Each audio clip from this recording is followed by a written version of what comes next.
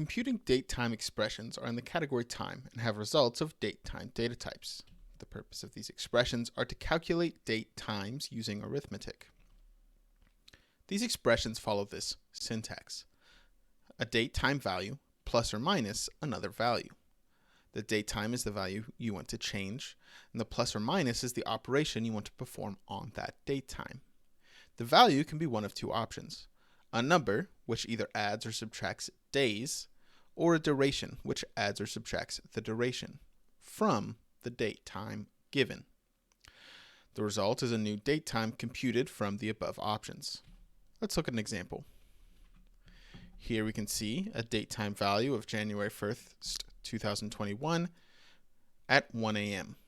If I add 2 to this, it will add 2 days to this date, giving me January 3rd, 2021, still at 1 a.m.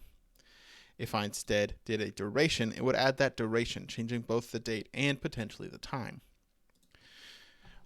I hope that this was helpful. If you would like to learn more, we invite you to check out AppSheetTraining.com.